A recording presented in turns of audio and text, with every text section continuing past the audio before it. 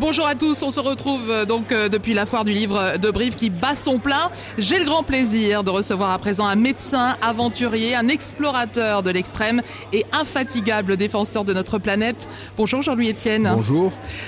Merci d'être avec nous, bien sûr, sur le 107.7. Faut-il le rappeler, vous êtes le premier homme à avoir atteint le pôle Nord en solitaire en tirant vous-même votre traîneau. Il y a de ça 30 ans. Vous avez depuis fait bien d'autres expéditions en Himalaya, au Groenland, en Patagonie. Dans votre nouveau livre « Inventer sa vie » aux éditions Le Passeur, vous racontez votre enfance, votre adolescence, votre dyslexie qui vous a valu un parcours scolaire sinueux. Dans votre livre, vous vouliez rappeler qu'il faut persévérer. C'était d'ailleurs le titre de l'un de vos ouvrages, qu'il n'y a pas de fatalité. Oui, on a des capacités que l'on ignore de soi, qui sont souvent éteintes par une difficulté scolaire, un manque de confiance très tôt qui s'est installé, ce qui était mon cas. Je sais maintenant que j'étais dyslexique, donc sur mon carnet c'était mauvais en orthographe, la lecture est dramatique. Voilà, et donc j'ai été orienté vers une formation technique. J'ai fait tourneur-fraiseur en formation. Et là après j'ai eu la chance d'avoir un prof de maths qui m'a réorienté en disant mais ce gars-là peut-être, on était quelques-uns là, peut-être qu'il pourrait faire autre chose que le brevet professionnel, tentons le bac. Et donc j'ai passé le bac et la perspective du bac m'a ouvert plein de choses et j'ai fait médecine après ça. D'où l'importance des enseignants.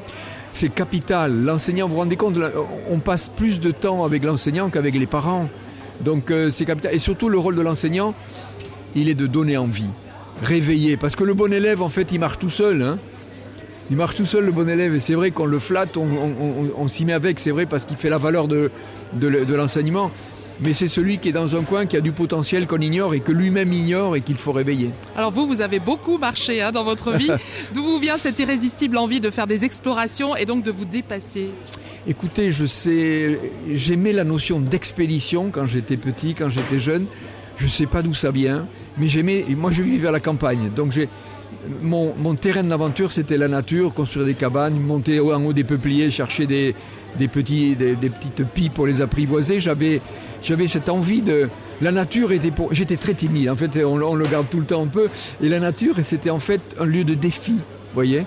Et donc j'aimais cette notion d'engagement dans la nature. J'ai fait médecine et je suis revenu à cette envie avec mes compétences de médecin que j'ai proposées pour des expéditions. Alors justement, vous préparez une nouvelle expédition destinée à étudier l'océan austral. Quel est l'enjeu de cette mission en quelques mots ? L'océan austral, c'est l'océan qui entoure l'Antarctique. Là, on parle du pôle sud. C'est un immense océan et j'invite à ceux qui nous écoutent, en rentrant à la maison, d'enlever la boule, la terre qui est sur les deux clous et de regarder le monde en mettant le pôle sud devant. Vous allez voir que l'hémisphère sud, c'est un immense océan. Et cet océan austral qui entoure l'Antarctique, c'est la courroie de transmission entre les trois océans. Il y a des enjeux scientifiques. C'est un océan qui est méconnu parce qu'il est loin, c'est difficile d'accès. C'est le principal puits de carbone océanique de la planète. Il absorbe le CO2 qu'on émet en excès et c'est une réserve de biodiversité importante qu'on va étudier.